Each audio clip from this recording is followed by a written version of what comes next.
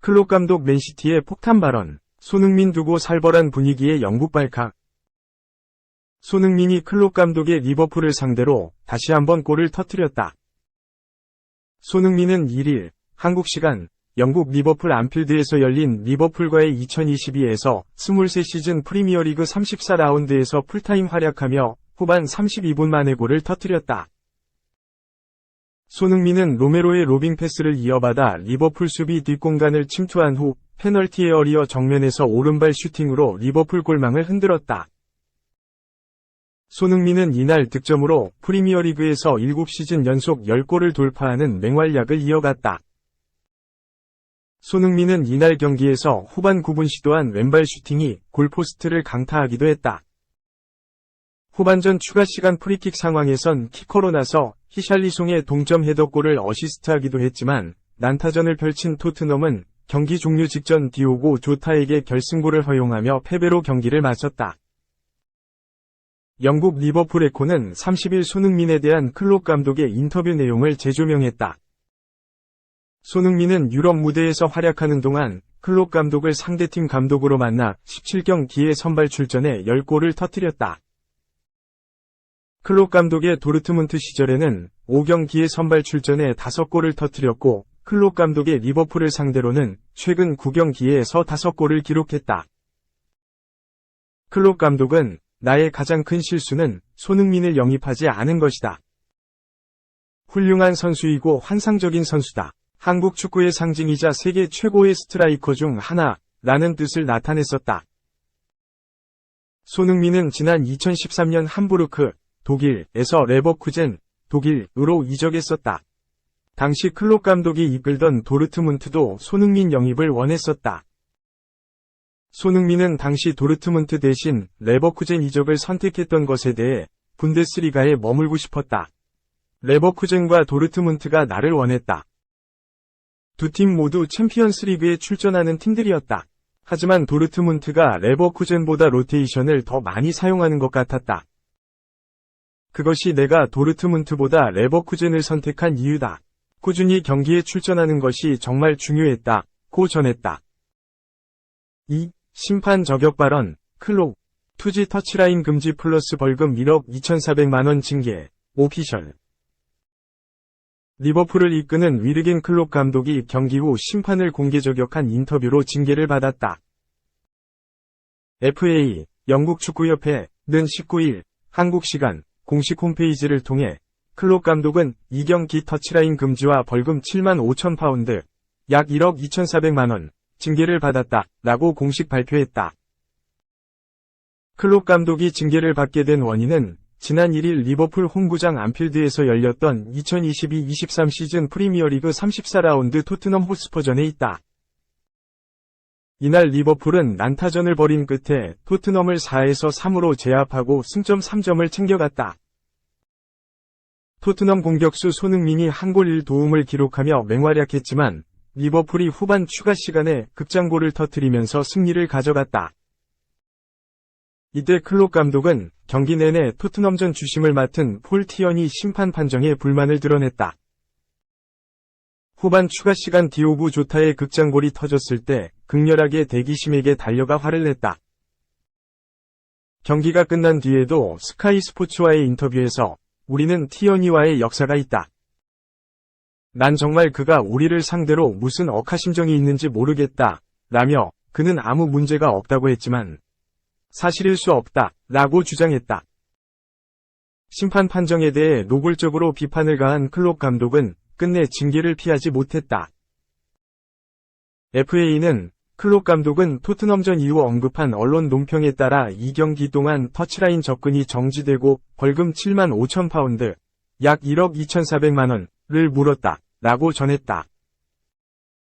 이어 2경기 터치라인 금지 징계는 일단 1경기만 즉시 발효될 것이라며 나머지 1경기는 앞으로 FA 규정 E3를 더 이상 위반하지 않는다는 조건으로 2023-24 시즌까지 유예할 것이다. 라고 덧붙였다. 또 클롭 감독은 경기 후 인터뷰에서 심판의 정직성에 의문을 제기한 자신이 발언이 편견이 포함됐고 개인적이고 공격적이며 경기의 평판을 떨어뜨렸기에 부적절한 행동임을 인정했다. 라고 밝혔다. 클롭 감독이 징계를 받음에 따라 리버풀은 2022-23 시즌 잔여 경기 2경기 중 1경기를 클롭 감독 없이 치르게 됐다. 우에파, 유럽축구연맹, 챔피언스리그 진출 꿈을 포기하지 않고 있는 5위, 19승 8무 9패. 리버풀은 오는 20일에 에스턴 빌라와 리그 37라운드 홈경기를 앞두고 있다. 3. KBL. 제명, 대의원 선수단 지원 나선다. 전원 선수 생활 보장, 생활자금도 지급. 한국농구연맹, KBL, 이 구단 제명 사태로 인해 어려운 시간을 보내고 있는 고양 대의원 농구단을 위해 나선다. KBL은 17일, 전 대의원 스포츠 소속 선수들에 대해 오는 19일부터 실질적인 보호 조치에 나선다. 고 밝혔다. 19일은 대의원 스포츠 소속 선수의 훈련 개시일이다. 시즌 종료 후 60일간 단체 훈련 금지. 지난 16일 대의원 스포츠 제명 총회 뒤 KBL은 선수들에게 18명 전원 선수 생활 보장 등 향후 대책을 설명했다. 이에 따라 선수들이 기존에 사용해온 고양체육관 측과 협의를 마치는 대로 훈련을 시작한다. 긴급생활자금 지원 및 급여 지급 등을 위한 준비는 물론 대의원 스포츠 측 책임을 묻는 조치도 속도를 낼 예정이다. KBL은 선수들을 일괄 인수할 기업을 찾는 노력을 본격화할 예정이며 문화체육관광부 등의 지원과 협조도 받을 방침이다. 고 전했다. 앞서 같은 날 문화체육관광부는 보도자료를 통해 고양 대의원 사태와 관련해 선수들에게 피해가 가지 않도록 한국농구연맹 KBL과 대의원 측의 책임 있는 노력을 촉구했다. 고 밝혔다. 이미 전날 대책을 밝혔던 KBL은 문체부의 지적 속에 한 번 더 대의원 선수들에 대한 지원 의사를 밝혔다. 대의원은 지난 16일 KBL 이사회와 총회에서 리그 회원사에서 제명당했다. 연맹은 대의원이 정상적으로 구단을 운영할 의사나 능력이 없다고 최종 결론을 내렸다. 대의원이 선수 연봉 체불 등을 해소하기는커녕 거짓과 무책임한 태도로 일관의 리그의 신뢰와 안정성을 크게 훼손했다. 고 제명 사유를 밝혔다. 대의원은 지난해 5월 고양 오리온을 인수해 프로스포츠에 뛰어들었다. 그러나 모기업 대우조선해양건설이 경영난을 겪으면서 가입금 15억 원도 제때 내지 못했다. 여기에 가입금 미납 사태를 해결하는 과정에서 선수단 임금마저 수개월째 밀린 상황이다.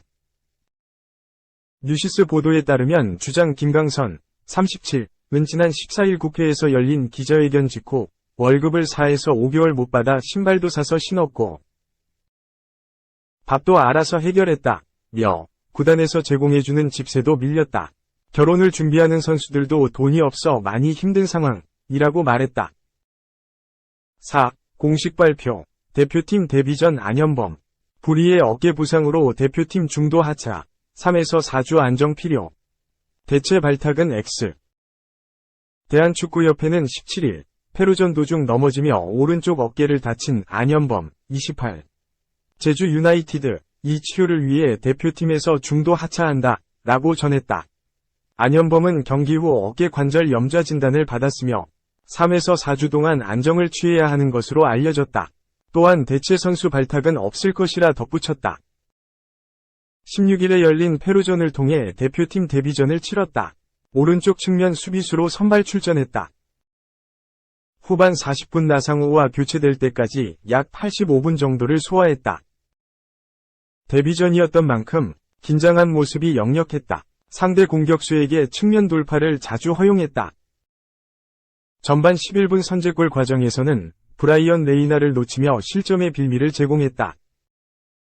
경기 후 자신의 플레이에 대해 아쉬움을 토로했다.